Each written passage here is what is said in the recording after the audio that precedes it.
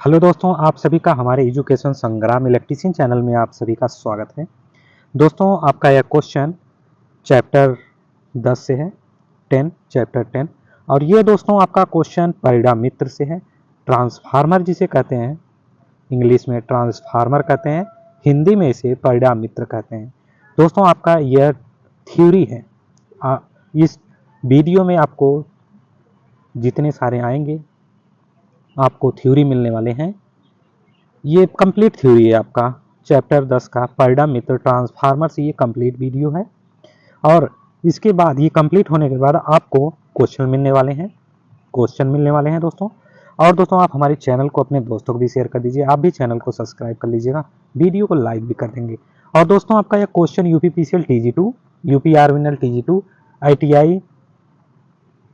ITI वस्तुनिट CBT exam question दोस्तों आपके लिए कॉम्पिटेटिव एग्जाम के लिए बेस्ट क्वेश्चन है। और दोस्तों, अभी राजस्थान के लिए एक आया वैकेंसी, राजस्थान के लिए वैकेंसी आई हुई है। वहाँ पर काफ़ी हाई डिग्री मांग रहे हैं। देख लेंगे, जो एलिजिबिलिटी होगी जिसकी, वो फॉर्म को फिलअप कर देंगे।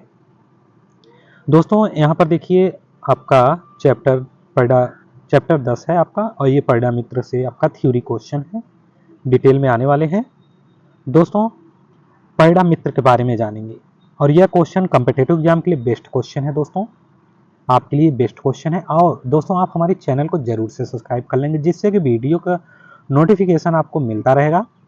और दोस्तों, जो नीडी लोग हैं उनको आप शेयर कर देंगे, चैनल सब्सक्राइब कर लीजिएगा। और प्लेलिस्ट में भी क्वेश्चन है, और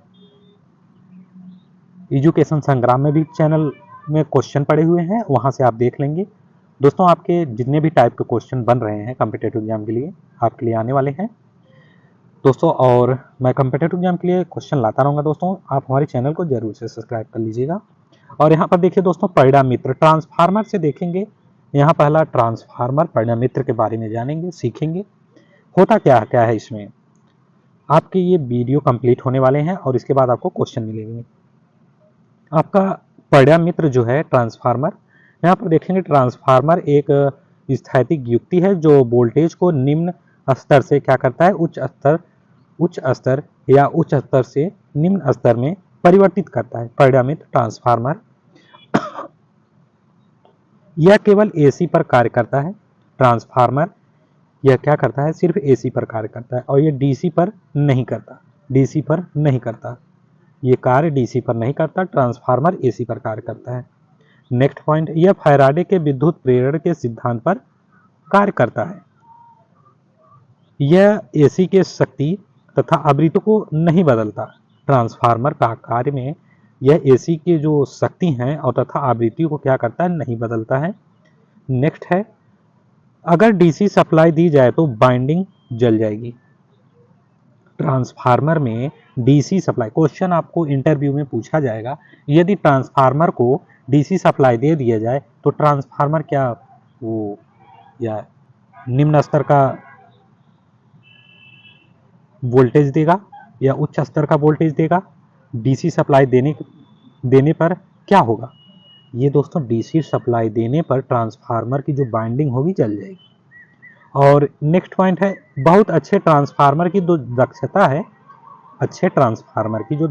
है, वो 95 मतलब 95 से 99% तक होती है। ओके, आपका नेक्स्ट है ट्रांसफार्मर।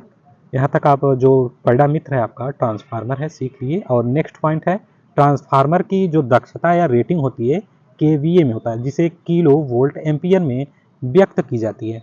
नेक्स्ट पॉइंट, ये विद्युत चुंबकीय प्रेरण के दोनों युक्ति स्व प्रेरण तथा जो अन्योन प्रेरण, मतलब दोस्तों सेल्फ इंडक्शन तथा म्यूचुअल इंडक्शन पर कार्य करने वाले होते हैं। क्या होते हैं? परिणामित्र। ये विद्युतीय प्रेरण के दोनों युक्ति स्वप्रेरण तथा अन्योन प्रेरण पर कार्य करने वाले होते हैं, मतलब दोस्तों self induction and mutual induction पर। और नेक्स्ट है आपका जो परिणामित्र काम कर रहा है, KVA इक्वल टू KW गुणे फाई, जहां फाई क्या है, शक्ति गुणांक दर्शा रहा है, यहाँ प्रदर्शित कर रहा है फाई शक्ति गुणांक। आपका नेक्स्ट है, अब आइए दोस्तों, आपका परिणामित्र के बारे में आप जान लिए। अब ट्रांसफार्मर के मतलब पार्ट ऑफ ट्रांसफार्मर के बारे में सीखेंगे, जानेंगे ट्रांसफार्मर के भाग क्या क्या हैं, इसमें क्या क्या होती हैं। पहला क्या होता है, ट्रांसफार्मर के भाग में कोर, और इसे हिंदी में क्रोड कहा जा रहा है।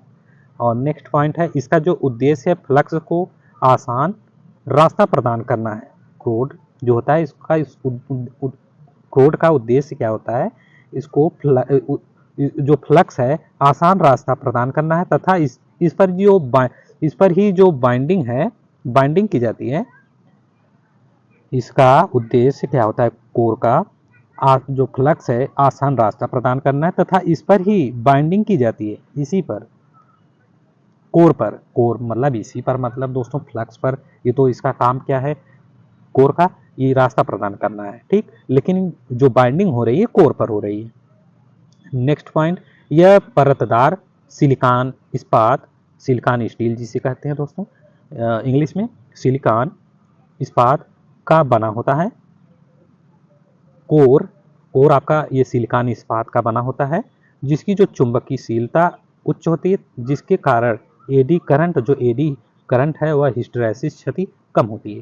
कोर पर जो लेमिनेटेड किया जाता है जिससे कि एडी करंट और हिस्टैरिसीस क्षति कम हो, चुंबकशीलता उच्च होती है इस पर। किस पर, कोर पर। नेक्स्ट है, इसके जो लेमिनेशन की मोटाई होती है, नोट करेंगे दोस्तों, लेमिनेशन की मोटाई कितनी होती है, 0.25 से 0.5 mm होती है, कोर की लेमिनेशन मोटाई होती है। आपका नेक्स्ट है, अब आइए दोस्तों इसमें प्राथमिक कुंडली देखेंगे, जिसे प्राइमरी बाइंडिंग भी कहते हैं। इसमें होता है ट्रांसफार्मर के जो पार्ट हैं, इसमें प्राथमिक कुंडली भी होती है, जिसे प्राइमरी बाइंडिंग कहते हैं। और यह दोस्तों तांबे का बना होता है, और इसमें क्या होता है, और यह स्रोत या सोर्स से जुड़ा होता है, प्राइमरी बाइंडिंग। और नेक्स्ट है आपका द्वितीयक कुंडली, जिसे सेकेंडरी बाइंडिंग कहते हैं। द्वितीयक कुंडली सेकेंडरी बाइंडिंग कहते हैं। इसमें क्या हो रहा है, यह भी तांबे की ही बना होता है। द्वितीयक जो कुंडली है, बाइंडिंग है, यह भी तांबे की बना होता है, और यह लोड से जुड़ा होता है। द्वितीयक बाइंडिंग लोड से जुड़ी होती है, लोड से जुड़ा होता है। नेक्स्ट है, अब यहाँ पर देखिए दोस्तों, आपका ये प्राइमरी बाइंडिंग, सेकेंडरी बाइंडिंग, इससे आपकी फिगर आई हुआ है, यहाँ पर कॉयल है, आपका फिगर आया हुआ है, देखते हैं। और कंजर्वेटर क्या होता है, कंजर्वेटर ट्रांसफार्मर में होता है, वहाँ पर आपको मैं कंजर्वेटर का, ट्रांसफार्मर कहाँ कहाँ होता है, कौन सी, किसको कंजर्वेटर कहते हैं, आपको मिलने वाले हैं, दिखने वाले हैं। यह एक छोटा तेल टैंक होता है कंजर्वेटर, जिसे ऑयल टैंक कहते हैं इंग्लिश में। और यह एक छोटा तेल टैंक होता है, जो मुख्य तेल टैंक के ऊपर होता है, जो मुख्य का होता है, मुख्य तेल टैंक के ऊपर होता है। नेक्स्ट है आपका, यहाँ ये देखिए प्राइमरी बाइंडिंग, सेकेंडरी बाइंडिंग। यहाँ प्राइमरी करंट है, प्राइमरी वोल्टेज है, जिसे प्राइमरी करंट आईपी है, और प्राइमरी वोल्टेज वीपी है। और यहाँ पर देखिए दोस्तों, मैग्नेटिक फ्लक्स बना रहा है, मैग्नेटिक फ्लक्स जिसे फाई से दर्शाया गया। और ये रहा आपका ट्रांसफार्मर कोर। और सेकेंडरी करंट आई एस है, जिसे प्लस और माइनस से प्रदर्शित किया गया है। और सेकेंडरी वोल्टेज है, जिसे वी एस से प्रदर्शित किया गया है। और ये आपका क्या था, कोर था, ट्रांसफार्मर कोर। और यहाँ पर देखिए बहुत सारी, और इसमें कोर तो आपको दिखाई दे रहा है, इसमें ये प्रदर्शित, मतलब आपको सेकेंडरी और बाइंडिंग और प्राइमरी बाइंडिंग और सेकेंडरी बाइंडिंग के बारे में बताया, लेकिन आपको यहाँ पर सारी चीज़ें इंक्लूड करके दे दी गई हैं। आपको बताया गया है कि, सॉरी दोस्तों, बताया गया है कि क्या क्या चीज़ें होती हैं। मैग्नेटिक फ्लक्स भी होती है कोर में, ट्रांसफार्मर में। आपका नेक्स्ट है, और यहाँ पर देखिए प्रदर्शित किया गया है प्राइमरी करंट को आईपी में, और प्राइमरी वोल्टेज वीपी में। ये आपको दोस्तों क्वेश्चन, और ये रहा आपका जो सेकेंडरी बाइंडिंग यानी टर्म्स में भी दिया है, जो टर्म्स हैं आपकी। और आपको ये क्वेश्चन लगाने में आसानी होगा, जो ट्रांसफार्मर से क्वेश्चन बनते हैं, वो भी आपको ये चैप्टर कंप्लीट होने के बाद ट्रांसफार्मर से आपका क्वेश्चन आने वाले हैं, तो आपको वहाँ पर आपको ट्रांसफार्मर से क्वेश्चन मिलेंगे। आपका नेक्स्ट है, और दोस्तों इसमें देखिए, इसमें लगभग आधे स्तर तक तेल भरा जाता है। और इसका कार्य देखिए, कंजर्वेटर यहाँ बताया जा रहा है, नोट करेंगे, उसके बारे में पढ़ रहे हैं, कंजर्वेटर के बारे में पढ़ रहे हैं दोस्तों। और यहाँ पर देखिए, और इसमें देखिए दोस्तों इसका कार्य क्या क्या दर्शाया गया है। इसमें मुख्य टैंक में तेल के स्तर को बनाए रखना है। जो मुख्य टैंक है आपका, टैंक होता है ट्रांसफार्मर में जो तेल भरा रहता है, वहाँ पर ऊपर कंजर्वेटर में एक रिजर्व में रखा जाता है टैंक को, उसमें तेल भरा रहता है, जिसका कार्य ये होता है कि मुख्य टैंक में जो तेल के स्तर होते हैं बनाए रखना होता है। नेक्स्ट है तेल का जो तापमान बढ़ने से उसके आयतन में होने वाले जो फैलाव को स्थान देना है। इसमें दोस्तों भरा तो रहता है, लेकिन इसमें क्या होता है, जैसे इसमें ट्रांसफार्मर में जब इसका तापमान अधिक हो जाते हैं गर्मियों में या फिर लोड से इसकी जब आयतन सॉरी दोस्तों इसकी जो टेम्परेचर है, तापमान है, बढ़ जाता है। इसके कारण क्या होता है, तेल में फैलाव होने लगता है, वो भागने लगता है, उसको जगह चाहिए, उसको जगह चाहिए गर्मी को मतलब बाहर निकालने के लिए। तो क्या होता है कि इस तेल का जो तापमान बढ़ने से जो उसका आयतन होता है, होने वाले जो फैलाव को स्थान देना होता है, कंजर्वेटर का कार्य है। वो काम काम क्या करता है, वो स्थान देता है तेल को। और इसमें यहाँ पर देखिए दोस्तों नेक्स्ट है, इसलिए इसे एक्सपेंशन टैंक भी कहते हैं दोस्तों। देखिए कंजर्वेटर टैंक को एक्सपेंशन टैंक भी कहते हैं, एक्सपेंशन टैंक भी कहते हैं या कहा जाता है, एक्सपेंशन टैंक भी कहा जाता है। इंपॉर्टेंट है दोस्तों, पूछा जाता है क्वेश्चन। यहाँ पर हम नेक्स्ट आइए, जब तेल ठंडा होकर सिकुड़ता है तो उस समय कंजर्वेटर मुख्य टैंक को तेल की आपूर्ति करता है। ठीक है, मतलब दोस्तों इसका कहने का मतलब जब तेल ठंडा हो जाता है, सिकुड़ जाता है, तो इस समय कंजर्वेटर जो मुख्य टैंक है, मुख्य टैंक आपको ट्रांसफार्मर में दिखाएंगे कि आपका मुख्य टैंक कहाँ पर है, और कंजर्वेटर का कार्य वहाँ से जो फैलाव होता है तो तेल उसमें जाता है। तो जब ठंडा हो जाने पर या सिकुड़ जाने पर तो क्या होता है, कंजर्वेटर का कार्य क्या होता है, मुख्य टैंक को तेल को आपूर्ति कर देता है। और यहाँ पर आइए, बाइंडिंग में जो पैदा होने वाले उष्मा के कारण बाइंडिंग है, बाइंडिंग में अब यहाँ पर उष्मा उत्पन्न हो रहा है। ठीक है, पैदा हो रहा है उष्मा, गर्मी उत्पन्न हो रहा है। उष्मा के कारण जो तेल का तापमान 20 डिग्री सेल्सियस से 95 या 95 डिग्री सेल्सियस तक परिवर्तित होता है। बाइंडिंग में 20 डिग्री सेल्सियस से, मतलब दोस्तों आपका जो मुख्य टैंक है उसमें क्या होता है, 20 डिग्री सेल्सियस से 95 डिग्री सेल्सियस तक ये तापमान को सहन करता है, इसी में परिवर्तन होता है। जब इससे ऊपर होगा तापमान तो ये कंजर्वेटर एक्सपेंशन टैंक में चला जाएगा ठंडा होने के लिए। जैसे ही ठंडा होगा तो उसके बाद उसके जो मुख्य टैंक है उसको आपूर्ति कर देता है। आपका नेक्स्ट है, आपका ये देखिए बकोल्ज रिले। बकोल्ज रिले, ये आपका बकोल्ज रिले है। आपका इस फिगर में बहुत सारा थोड़ा सा दिखाई नहीं दे रहा है, थोड़ा सा क्या, बहुत सारी चीज़ें नहीं प्रदर्शित, ये समझ लीजिए कि थोड़ा थोड़ा समझ में आ रहा है, लेकिन बहुत ज़्यादा तो नहीं आ रहा है। लेकिन इसके लिए मैं फिगर लाया हूँ, आपको दिखाता हूँ। आइए यहाँ पर देखिए, अलार्म टू अलार्म सर्किट। ये आपका अलार्म सर्किट है, जो पतली पतली रेखाएं दी गई हैं, आप इसको देखिए। ये आपका बकोल्ज रिले है। जब इसमें गर्मी उत्पन्न होती है कंजर्वेटर टैंक में, फिर उसके बाद ये अलार्म देना शुरू करता है, अलार्म देना शुरू करता है। यहाँ पर देखिए रिलीज कुक है और फ्लोट है और मरकरी स्विच हाई पॉइंट है और हाई पॉइंटेड नीचे दी गई है। यहाँ पर दो दो दी गई हैं। टू स्ट्रिप सर्किट है और मरकरी स्विच नीचे भी है। और यहाँ पर देखिए दोस्तों टू कन्वर्टर और फ्लैप है और फ्रॉम यक्समीर मैन टैंक से जुड़ा रहता है, मेन टैंक से जुड़ा रहता है ये। इसमें जब गर्मी उत्पन्न होती है, बकोल्ज रिले का कार्य क्या होता है, आगाह करना, जिसे एक घंटी के रूप में सुनाई देता है। आगे आपका ये बताया गया है पूर्ण रूप से कि इसमें होता क्या क्या है बकोल्ज रिले। और थोड़ा सा मैं यहाँ इसलिए बता रहा हूँ, ये मैन टैंक से जुड़ा रहता है, जिससे कि इसमें जो तापमान बढ़ने पर क्या होता है कि ये इसमें घंटी बजती है।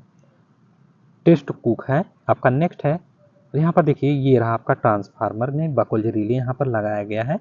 बकोल्ज रिले यही है आपका, जो फिगर में रेड कलर को आपको दर्शाया गया है, ये आपका बकोल्ज रिले है। और आपका नेक्स्ट है, अब आइए इसमें देखते हैं बकोल्ज रिले में क्या क्या चीज़ें होती हैं। थोड़ा सा मैं आपको इसलिए थोड़ा सा बता दिया जिससे कि वहाँ पर आसानी हो जाए आपको समझने में। यहाँ पर देखिए आप इसमें मेन होता क्या क्या है, रियलिटी में होता क्या क्या। ऊपरी ज्ञान दोस्तों आपको मिला है कि हाँ, आपको ये है पता कि ये जब ट्रांसफार्मर में कोई दोष हो तो अलार्म बजता है, या फिर गर्म टेम्परेचर बढ़ जाने पर उसमें जब दोष उत्पन्न हो जाए तो घंटी बजती है, या फिर टेम्परेचर बढ़ जाने से कुछ भी। दोस्तों क्या होता है कि थोड़ी जानकारी ठीक है, लेकिन यहाँ पर अधिक जानकारी लेंगे क्योंकि क्वेश्चन बनते हैं, तो आपको थोड़ी जानकारी में तो हो नहीं पाएगा। यहाँ पर थोड़ा सा देखते हैं इसमें बकौल रिले में होता क्या है। यह ट्रांसफार्मर में जो आंतरिक दोष उत्पन्न हो जाने पर एक अलार्म बजाकर सूचना देता है, और साथ ही साथ ट्रांसफार्मर को जो स्रोत से अलग भी कर देता है, ट्रांसफार्मर को स्रोत से अलग भी कर देता है बकौल रिले। नेक्स्ट है, यह एक स्वचालित मतलब सर्किट ब्रेकर की तरह कार्य करता है, और यह कंजर्वेटर और मेन टैंक को जोड़ने वाली जो पाइप में लगा होता है। क्यों लगा होता है मेन टैंक और कंजर्वेटर में? गर्मी उत्पन्न होगी, दोष उत्पन्न होगा, जाहिर सी बात है। तो क्या होता है, इसका आगाह करना वही अलार्म बजना आंतरिक दोष हो जाने के कारण। और इसमें देखिए दोस्तों, इसमें 2 फ्लोट तथा 2 मरकरी स्विच भी होते हैं।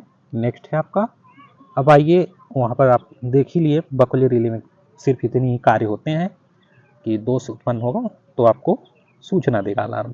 अब आइए मुख्य टैंक, जिसे मेन टैंक कहते हैं। मेन टैंक के लिए आपका फिगर है, देखते हैं उसमें क्या होता है। यहाँ तो फिगर आपका दिया गया है, थोड़ा सा आप ये देखिए कि थोड़ा सा ये देखिए आप, ये फिगर आपका मेन टैंक का। मेन टैंक होता कहाँ पे है, मेन टैंक किसे कहते हैं, मेन टैंक ट्रांसफार्मर का किस जगह पाया जाता है, आपको दिखाते हैं। आइए यहाँ पर इस फिगर में आइए, ये आपका कंजर्वेटर टैंक है।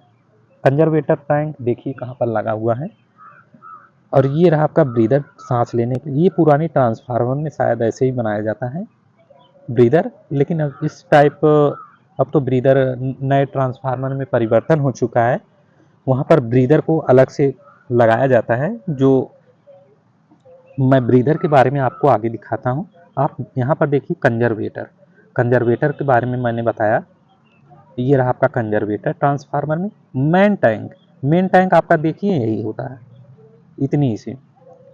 जो कोर होता है, कोर जहाँ पर भरा रहता है, तेल भरा रहता है, मेन टैंक है आपका। और टैंक कवर ड्रेन ऑफ है, यहाँ पर ड्रेन ऑफ है। और ये लो वोल्टेज ब्रशेस लगी हुई हैं, सॉरी दोस्तों बुशेस, बुशेस ब्रशेस नहीं बुशेस हैं, लो वोल्टेज बुश आपका ये रहा। मैं आपको चेंज करके बता रहा हूँ, ये रहा आपका, ये बुशेस है। और आपका ये कूलिंग ट्यूब है, कूलिंग ट्यूब वायु से ठंडा होने वाला, वायु से ठंडा होने वाला ट्यूब है, कूलिंग ट्यूब। इसमें भी तेल भरे रहते हैं आपका। नेक्स्ट है, आइए दोस्तों यहाँ पर देखते हैं। अब ये इसमें ये ट्रांसफार्मर का मुख्य टैंक होता है, ये जो मेन टैंक होता है ट्रांसफार्मर का मुख्य टैंक होता है, ट्रांसफार्मर का जो मुख्य टैंक। और इसमें ही तेल भरा होता है, जिसे क्रोड तथा उस पर लपेटी हुई बाइंडिंग डुबोई होती है। दोस्तों मैंने अभी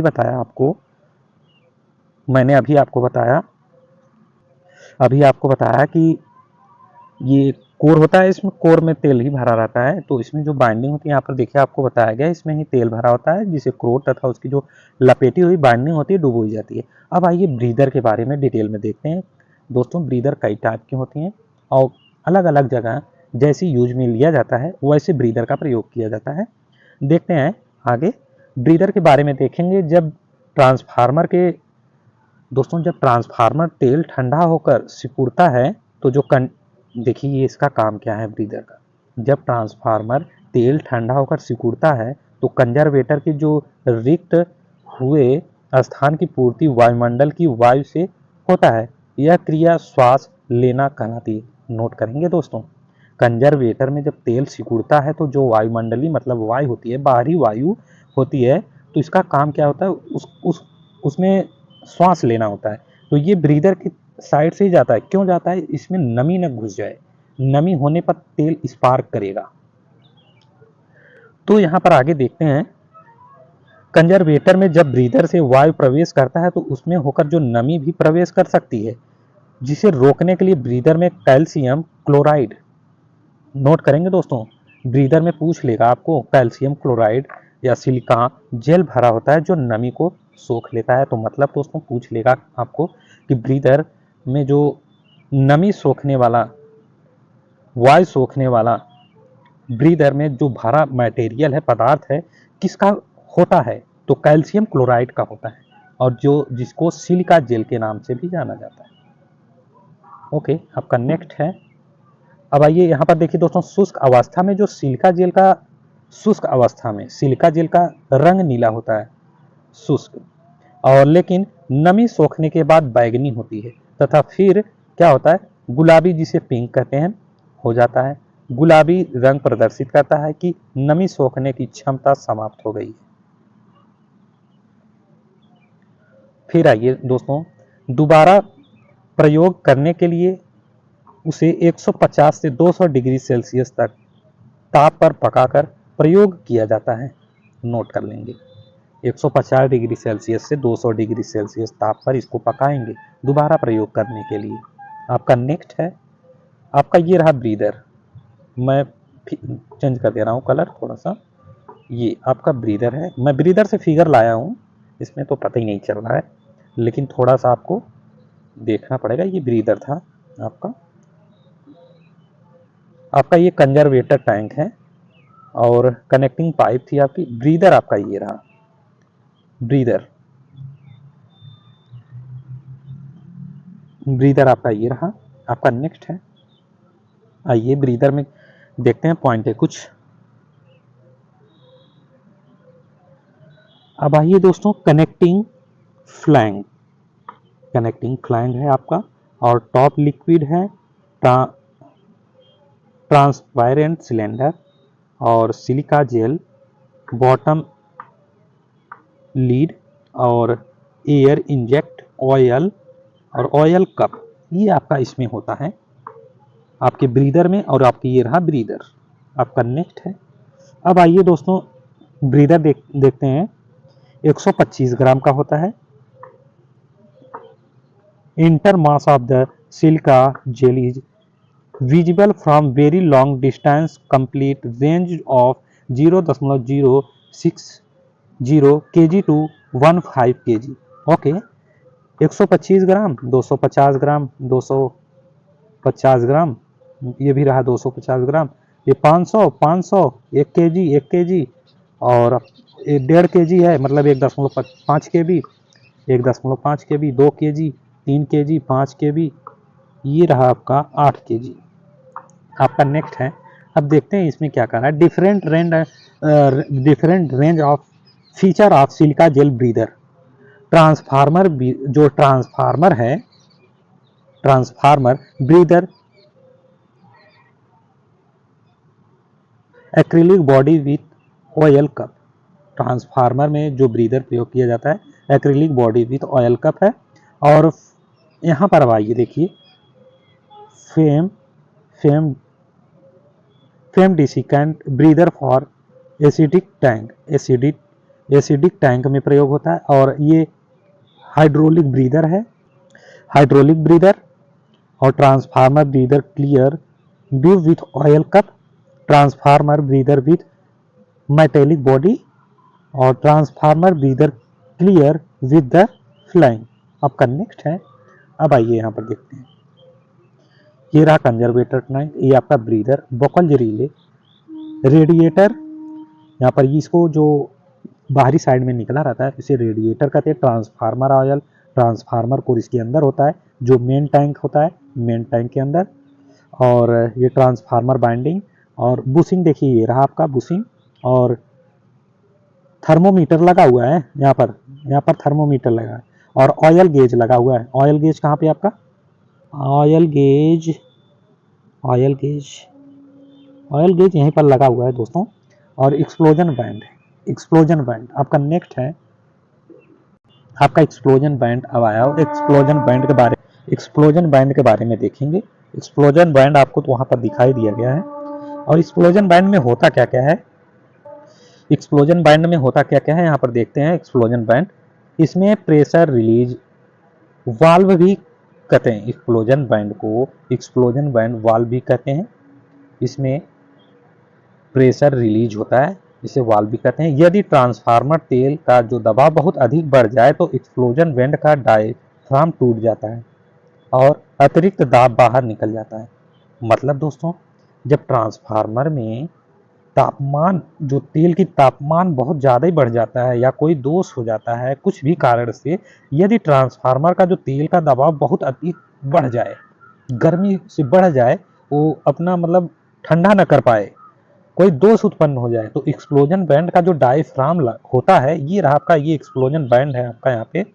ये क्या होता है कि ये टूट जाता है अधिक दबाव में और उसकी जो गर्मी होती है बाहर निकल जाती है, जिससे कि ज़्यादा खतरा ना हो। आपका नेक्स्ट है, ये आपका रहा एक्सप्लोजन बैंड। एक्सप्लोजन बैंड और आपका, आप यहाँ पर एक्सप्लोजन बैंड देख लिए। आपका नेक्स्ट है, ये रहा आपका, एकदम यहाँ पर डिटेल में दिखाया गया है।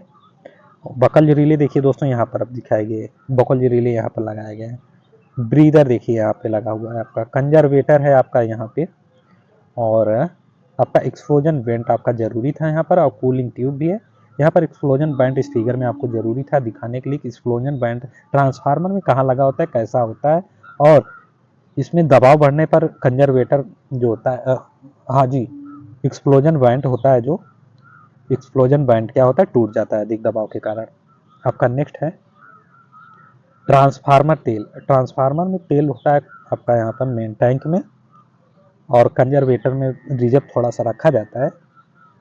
और आपका नेक्स्ट है, यहाँ पर देखिए, ये कोर है आपका। ट्रांसफार्मर आयल उसी में होता है, प्राइमरी टर्मिनल, सेकेंडरी टर्मिनल, और रेडिएटर ट्यूब है दोनों साइड में लगा होता है, जिसे ठंडा करता है तेल, इसी कोर में भरा होता है। आपका नेक्स्ट है, ट्रांसफार्मर में होने वाली जो क्षति के कारण उत्पन्न दोष को कम करने के लिए प्रयोग करते हैं। ट्रांसफार्मर में जो होने वाली क्षति है, उत्पन्न ऊष्मा को कम करने के लिए प्रयोग करते हैं। इसका प्रयोग इंसुलेशन, शीतलन के रूप में होता है। नेक्स्ट है, अच्छे ट्रांसफार्मर तेल में निम्न गुण होते हैं: अचालकता, उच्च विशिष्ट ऊष्मा एवं उच्च ज्वलन बिंदु, और निम्न श्यानता एवं कम नमी सोखने वाला। नेक्स्ट है, यह दो प्रकार का होता है। यह दो प्रकार का होता है, पहला मिनरल ऑयल, जिसे खनिज तेल कहते हैं, एवं सिंथेटिक तेल कहते हैं।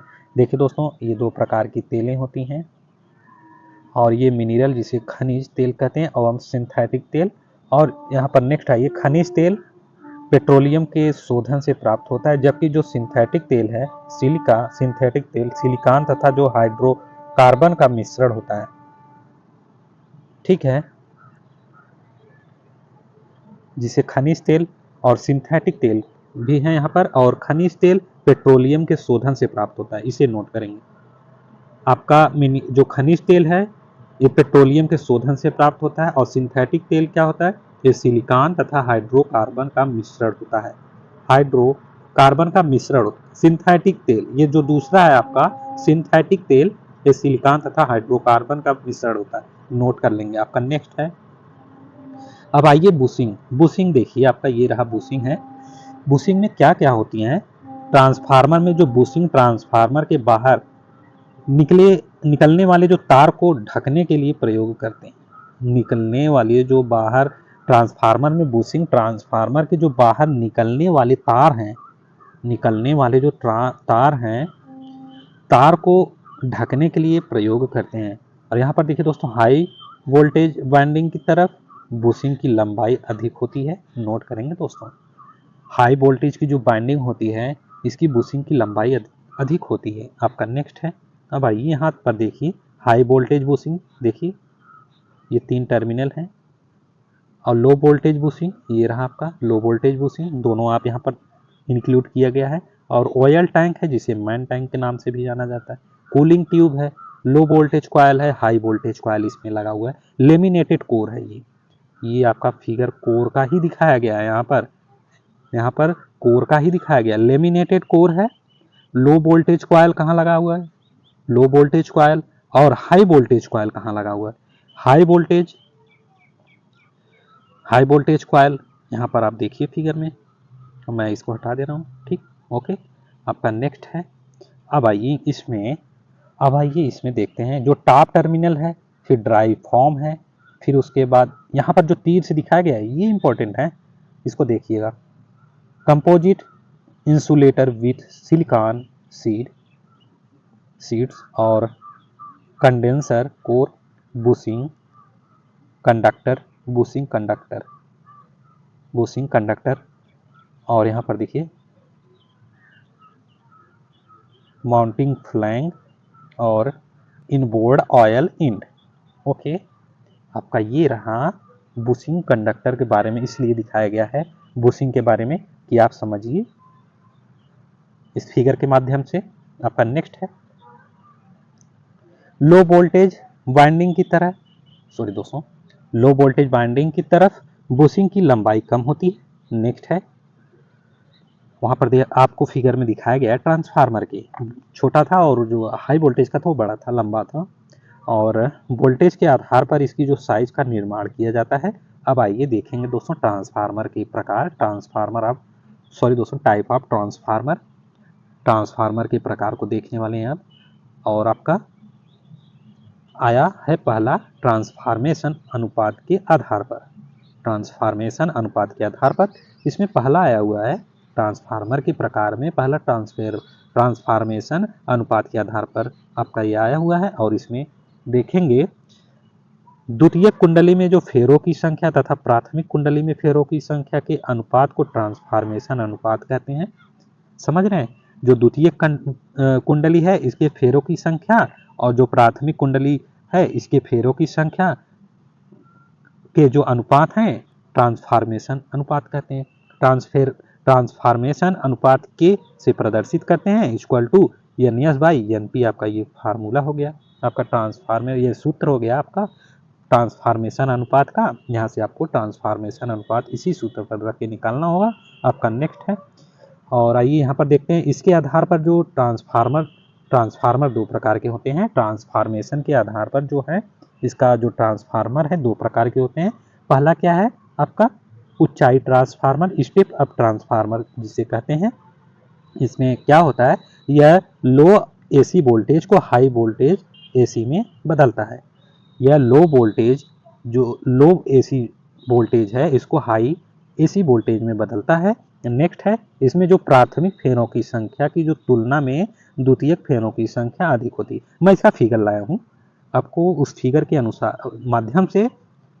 के माध्यम से आपको यहाँ पर दिखाने वाला हूँ कि आपका प्राथमिक फेरों की संख्या की तुलना में जो द्वितीयक फेरों की संख्या अधिक होती है, ठीक है। और इसका जो ट्रांसफार्मेशन अनुपात है एक से अधिक इसका जो ट्रांसफार्मेशन अनुपात है एक से अधिक होता है। और यहाँ पर जब वोल्टेज का मान बढ़ता है तो करंट कम हो जाती है, चित्र से स्पष्ट है। मतलब दोस्तों इसमें क्या होता है, ऊंचाई ट्रांसफार्मर में जब वोल्टेज का मान बढ़ जाता है तो जो करंट होता है कम हो जाता है। आइए देखते हैं फिगर। यहाँ पर देखिए दोस्तों इस फिगर में दिखाई नहीं दे रहा है, पहले मैं दोनों इंक्लूड किया हूँ, इंक्लूड करके आपको दिखाने वाला हूँ। आगे फिगर है और यहाँ पर थोड़ा सा आप ये देखिए ऐसे ही बनाया गया है और आगे आपको मैं दिखा रहा हूँ। और आप पहले इसको देखेंगे, पहला और आपका दूसरा, पहले स्टेप अप ट्रांसफार्मर था, अब आपका दूसरा क्या है अपचाई ट्रांसफार्मर जिसे स्टेप डाउन ट्रांसफार्मर कहते हैं। इसमें क्या होता है, यह हाई AC वोल्टेज को लो AC वोल्टेज में बदलता है।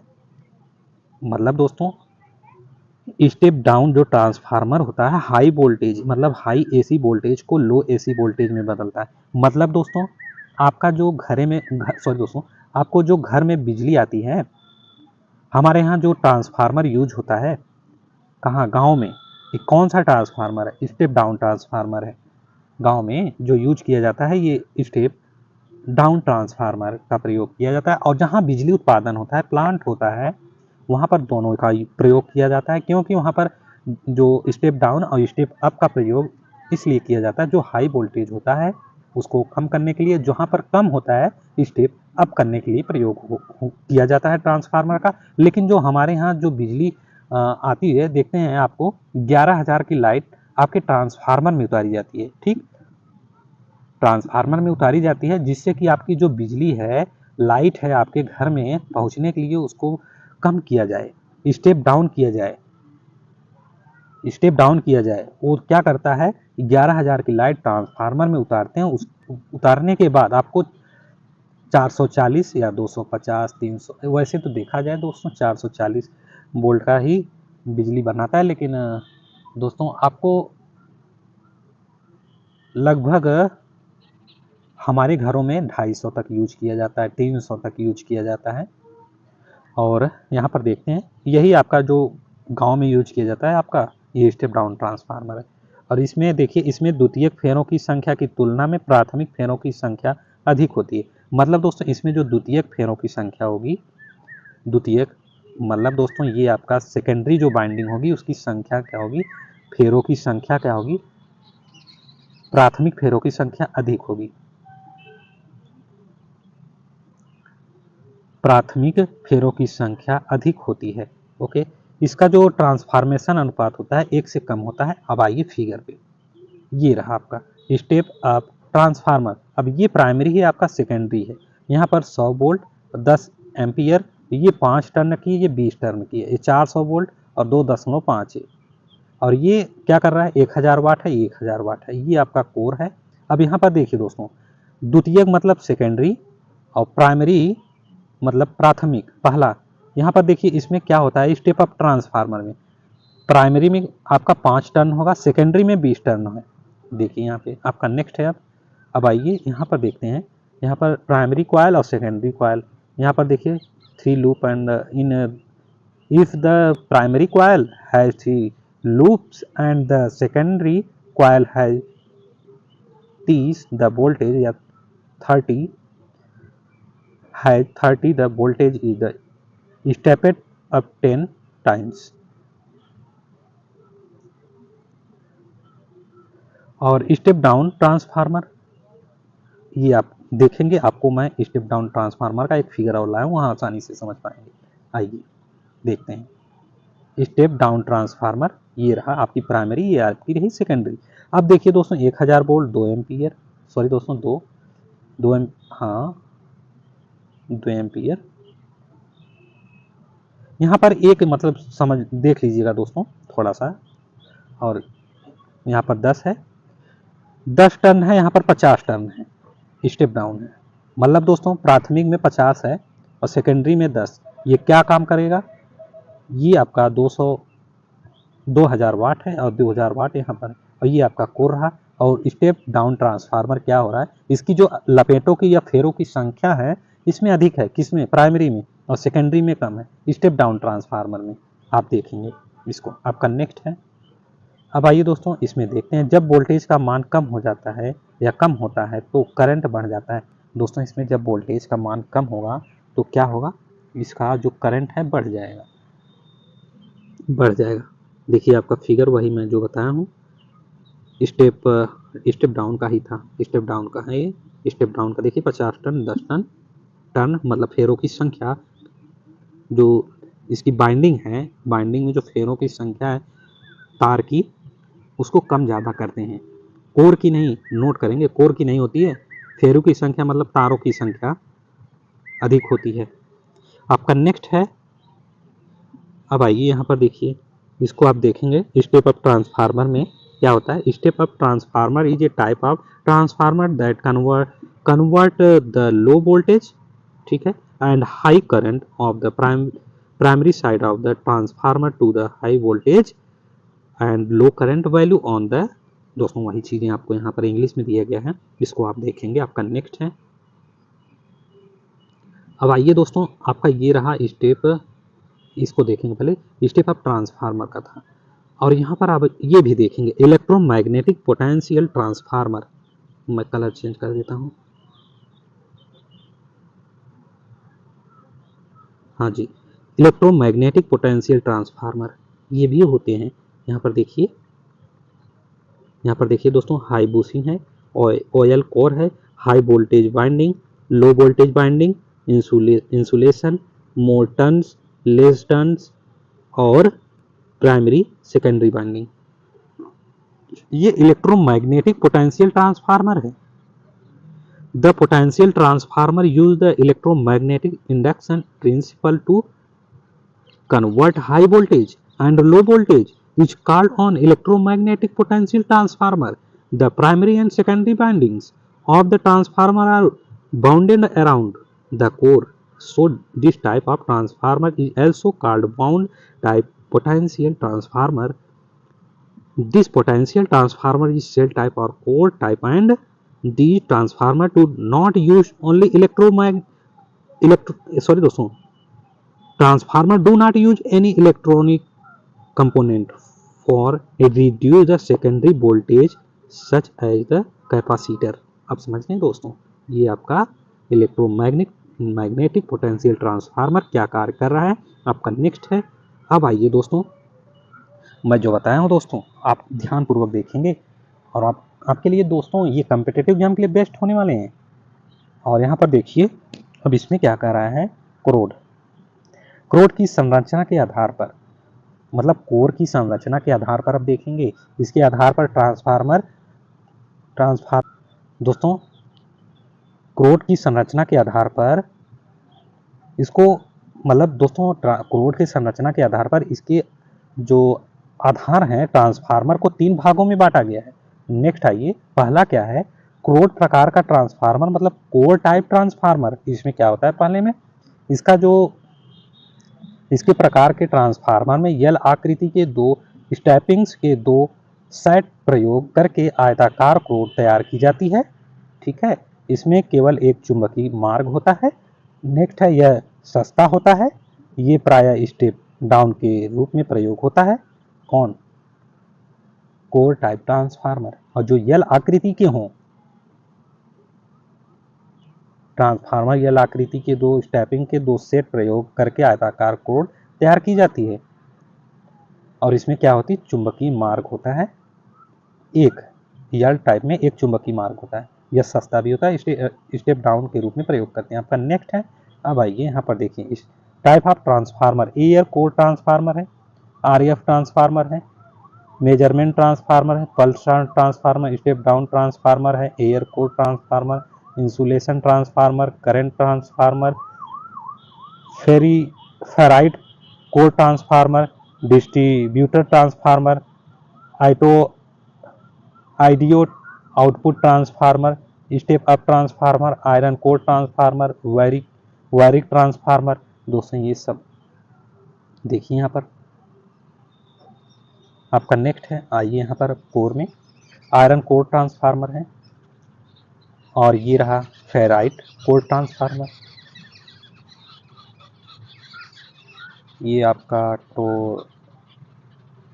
टोरेडल कोर ट्रांसफार्मर है, एयर कोर ट्रांसफार्मर है। आपका नेक्स्ट है, कोर टाइप ट्रांसफार्मर। देखिए दोस्तों, लेमिनेट कोर, और ये बाइंडिंग के बारे में देखिए, ट्रांसफार्मर के हैं, और ये एलवी कनेक्शन होता है, कहाँ कहाँ होता है, और एलवी बाइंडिंग होती है, ये हाई इंसुलेशन होता है, हाई वाइंडिंग होती है, मैग्नेटिक लाइन फ्लक्स होती है ये, और एचवी होती है, एलवी होती है।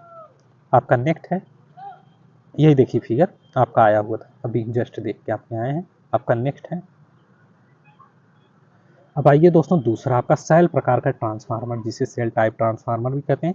इसमें क्या होता है, इस प्रकार के ट्रांसफार्मर में ई तथा आई आकृति की स्टेपिंग 2 प्रयोग करके दोहरी आयताकार क्रोड तैयार की जाती है। नेक्स्ट है, इसमें क्रोड की जो मध्य भुजा पर प्राथमिक कुंडली तथा इसके जो ऊपर द्वितीय कुंडली स्थापित की जाती है। नेक्स्ट है, 2 चुंबकीय पथ होने के कारण जो फ्लक्स लीकेज कम होता है, 2 कुंडली पथ होने के कारण इसमें जो फ्लक्स लीकेज है कम होता है। और इस प्रकार के जो ट्रांसफार्मर का स्टेप अप और स्टेप डाउन दोनों में किया जाता है। जो सेल प्रकार के ट्रांसफार्मर है, इसको नोट करेंगे, इसमें स्टेप अप स्टेप डाउन दोनों प्रकार के होते हैं, ये ज़्यादा उपयोगी होता है। और इसमें क्या होता है, इस ट्रांसफार्मर कोर में मध्य पहलू और क्षेत्रफल अन्य पहलुओं के मुकाबले 2 गुना हो जाता है। पर नेक्स्ट है, अब आइए यहाँ पर देखिए दोस्तों, प्राइमरी और सेकेंडरी बाइंडिंग है, और ये आपका सेल प्रकार का ट्रांसफार्मर है, जिसे ई और आई के रूप में प्रदर्शित किया गया है, बनाया गया है जोड़कर।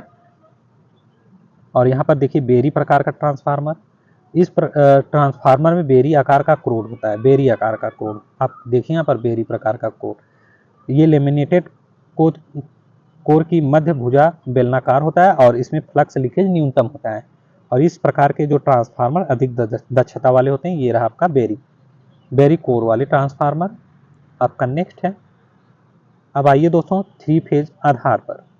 थ्री फेज आधार पर इसमें क्या होता है, फेज के आधार पर ट्रांसफार्मर दो भागों में वर्गीकृत किया गया है। फेज के आधार पर पहला क्या है, single phase transformer. Single phase transformer ये एक फेज का होता है। नेक्स्ट है, ये प्राय 250 वोल्ट तक कार्य करता है। नेक्स्ट है, ये क्रोड तथा सैल दोनों प्रकार के होते हैं।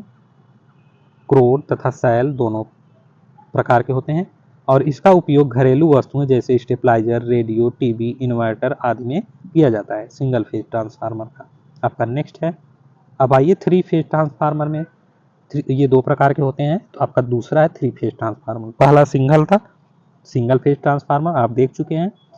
ये 3 फेज वाले होते हैं तथा इसमें जो 250 वोल्ट से अधिक के लिए प्रयोग होता है। 3 फेज ट्रांसफार्मर 250 वोल्ट से अधिक के लिए प्रयोग होता है और इसमें सेल प्रकार के कोड पर उच्च वोल्टेज की वाइंडिंग निम्न वोल्टेज की वाइंडिंग पर लपेटी होती है। 3 फेज वाले जो सेल प्रकार के ट्रांसफार्मर हैं, सॉरी दोस्तों, सेल प्रकार के क्रोड हैं, उच्च वोल्टेज की वाइंडिंग और निम्न वोल्टेज की वाइंडिंग पर लपेटी होती है। और नेक्स्ट है, इसमें जो 3 प्राथमिक तथा 3 द्वितीयक वाइंडिंग होती है।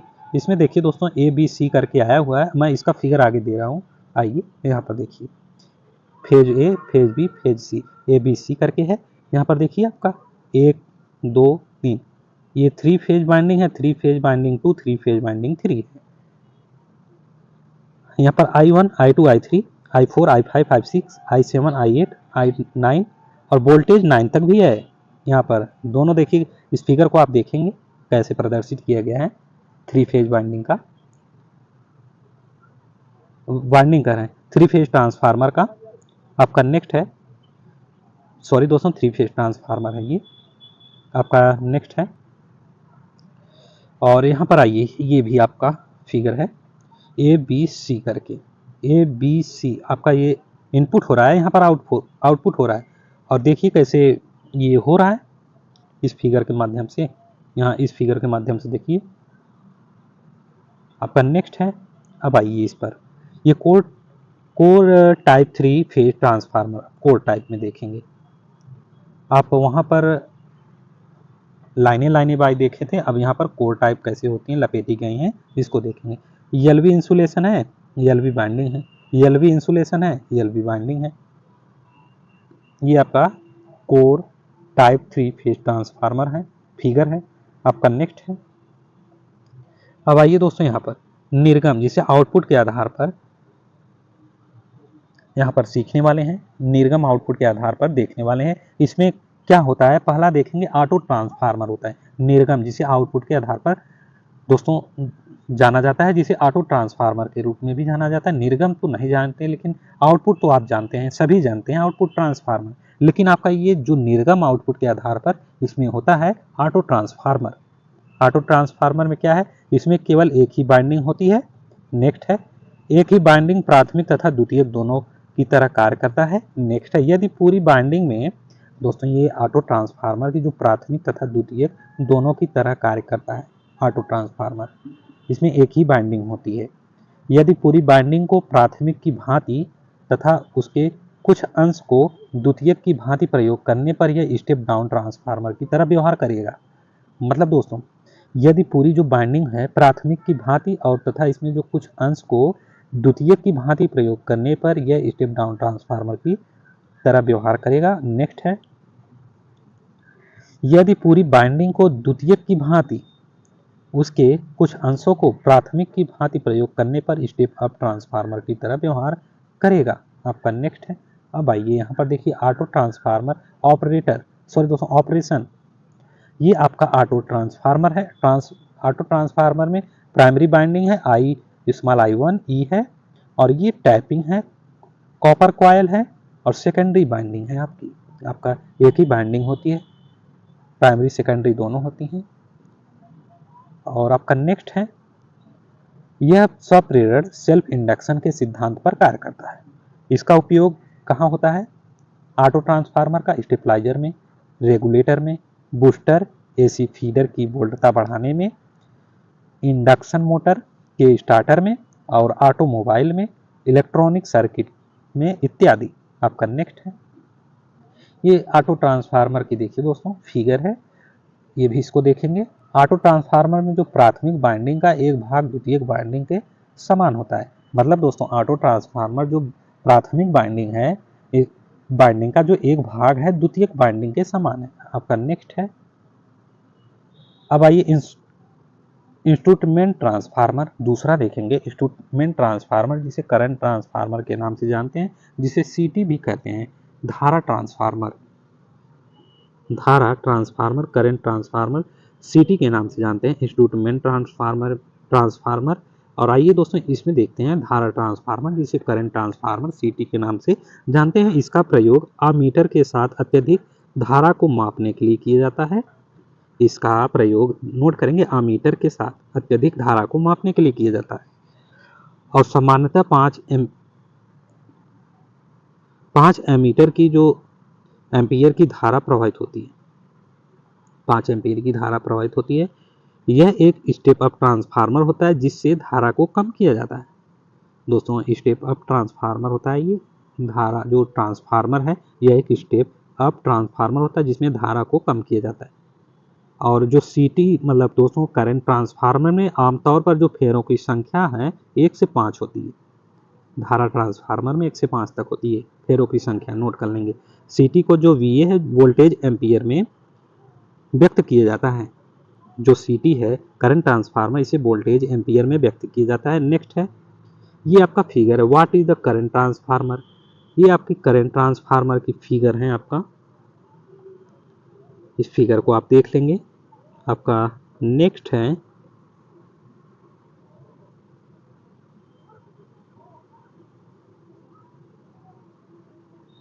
ये करंट ट्रांसफार्मर का फिगर है दोस्तों, देख लेंगे आप। यहाँ पर देखिए दोस्तों अमीटर का यूज किया गया है और सेकेंडरी बाइंडिंग है।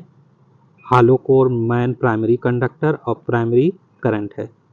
ओके, आपका नेक्स्ट है, ये रहा आपका फिगर, मेन फिगर। और ये सीटी का सेकेंडरी शॉर्ट सॉकेट होती है। सीटी का सेकेंडरी शॉर्ट सॉकेट होती है। आपका शॉर्ट CKT करके है होती है। आपका नेक्स्ट है, ये रहा आपका फिगर जिसे सीटी के नाम से भी जानते हैं। और यहाँ पर देखिए कुछ मोमेंट हुआ है, इसमें कुछ मोमेंट हुआ है। ये फिगर आप यहाँ पर पहले ही देख लीजिए। ये आपका स्टेप अप रेडियो है और ये स्टेप डाउन रेडियो है। ठीक, ये AC मोमेंट रेंज है, हाई वोल्टेज पावर सोर्स है, लोड फ्यूज लगा हुआ है। और ये आपका सीटी है, ये नीचे आपका पोटेंशियल की तरह कार्य कर रहा है और ये ऊपर में इंक्लूड किया गया है ये सीटी। आपका नेक्स्ट है।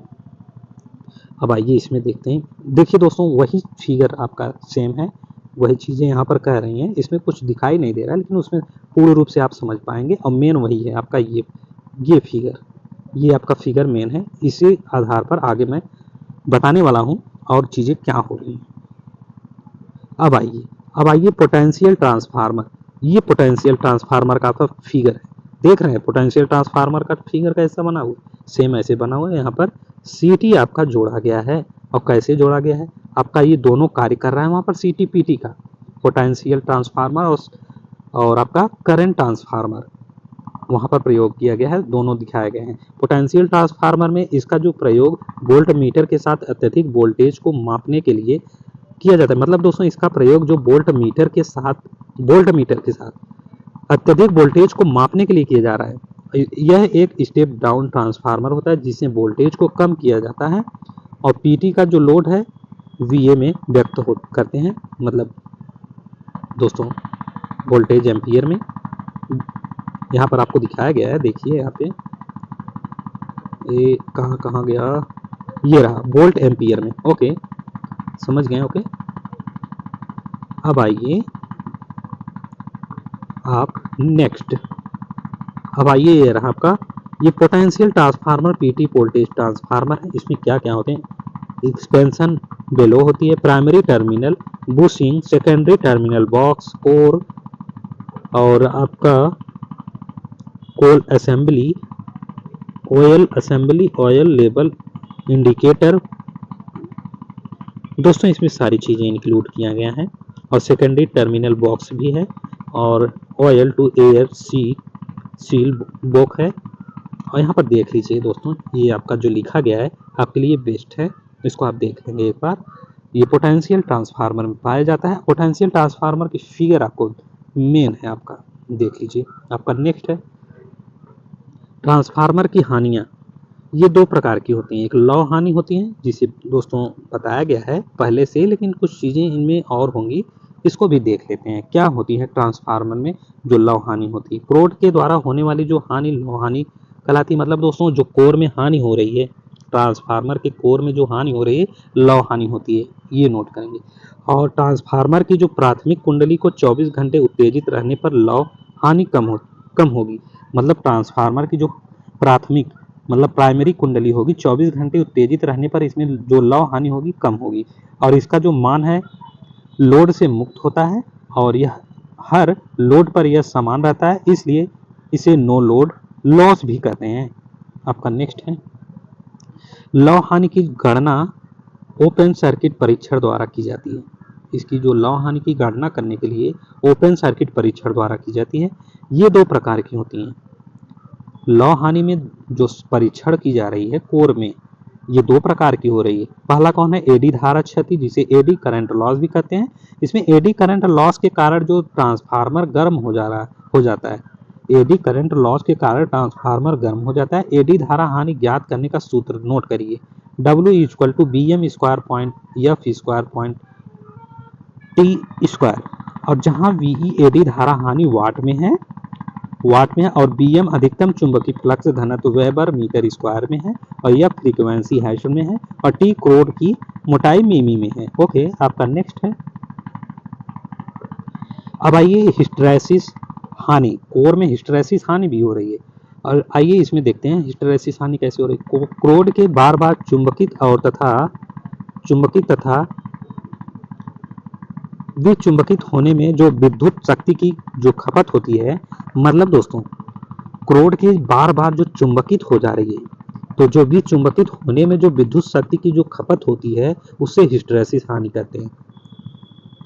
और सेकंड है हिस्टैरिसीस हानि तथा एडी धारा हानि का मान एसी की आवृत्ति बढ़ने से बढ़ता है।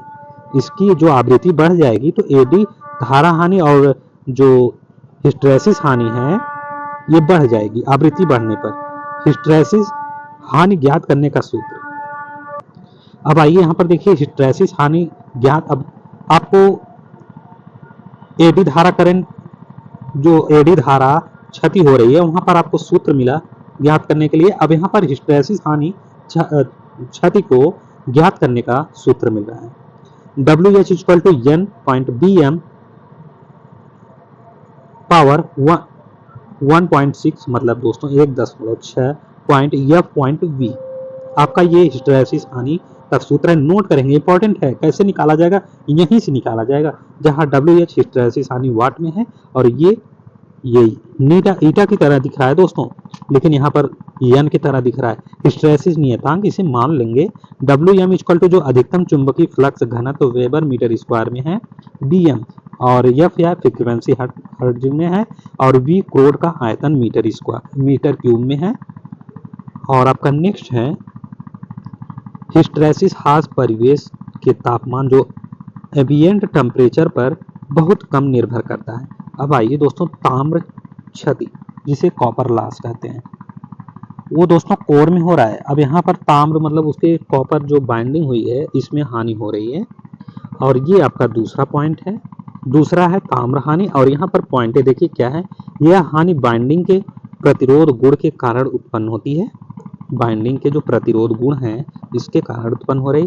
इस हानि का मान लोड के समानुपाती होता है। और ताम्र हानि ज्ञात करने का सूत्र नोट करेंगे, WC equal to IP square RP plus IS square into RS। आपका ये ताम्र हानि ज्ञात करने का सूत्र है, इसको नोट कर लेंगे दोस्तों, इंपॉर्टेंट है आपके एग्जाम के लिए। आपका नेक्स्ट है WC क्या है? ताम्र हानि है। IP क्या है? प्राथमिक विद्युत धारा है। RP क्या है? प्राथमिक कुंडली का प्रतिरोध है। IS क्या है? द्वितीय विद्युत धारा है और RS द्वितीय कुंडली का प्रतिरोध है। यहाँ पर अब आइए पॉइंट देखिए, ट्रांसफार्मर में जो मशीन की क्षति शून्य होती है, ट्रांसफार्मर में जो मशीन की क्षति होती है वो शून्य होती है। और नेक्स्ट है किसी ट्रांसफार्मर की जो पूर्ण लोड, ट्रांसफार्मर की पूर्ण लोड की जो पूर्ण दक्षता यानी न्यूनतम हानि मानी जाती है, तब जो ताम्र हानि है लौह हानि के बराबर होगा। ट्रांसफार्मर पूर्ण लोड की पूर्ण दक्षता यानी न्यूनतम हानि मानी जाती है, मतलब दोस्तों इसको एक प्रकार से नोट करेंगे, पूर्ण लोड की पूर्ण दक्षता यानी न्यूनतम हानि मानी जाती है तब जब ताम्र हानि लौह हानि के बराबर हो।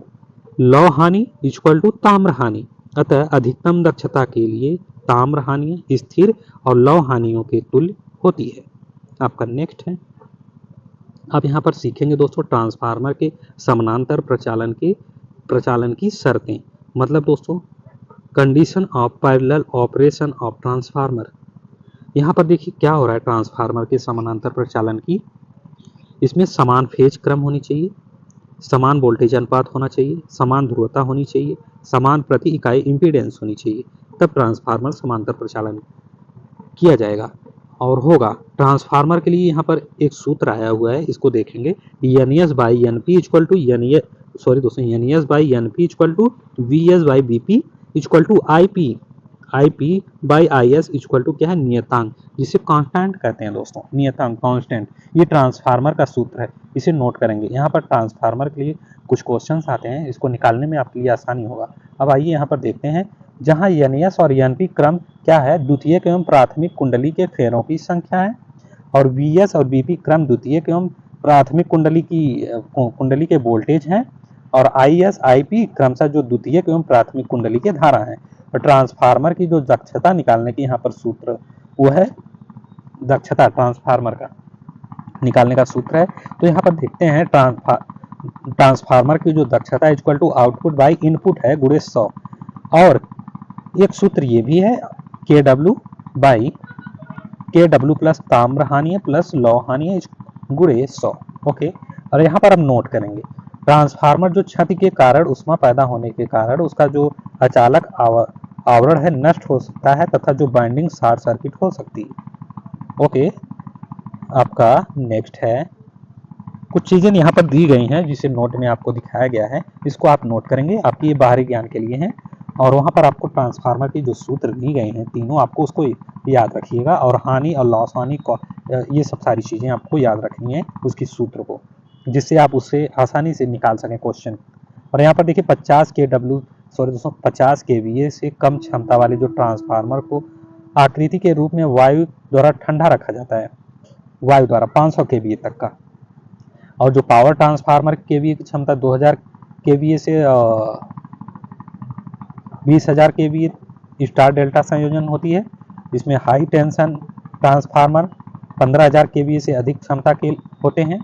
और ट्रांसफार्मर का जो विद्युत वाहक बल समीकरण है इक्वल टू 4.445 FN होता है, और यहाँ पर F आवृत्ति है, N फेरों की संख्या है, 5 पावर फैक्टर है। और ट्रांसफार्मर के जो वोल्टेज नियमन का सूत्र, आइए यहाँ पर देखिए, वोल्टेज रेगुलेशन परसेंटेज में है equal to VNL minus VFL by VFL गुणे 100 होता है।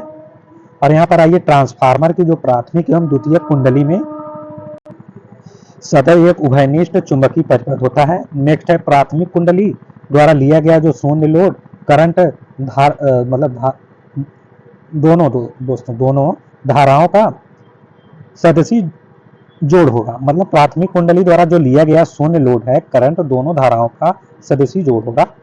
अब आइए नेक्स्ट है, जब ट्रांसफार्मर की जो सेकेंडरी लोडेड हो तो उस ट्रांसफार्मर का जो फ्लक्स है स्थिर रहेगा और प्राइमरी की धारा की जो प्रभावित नहीं होगी।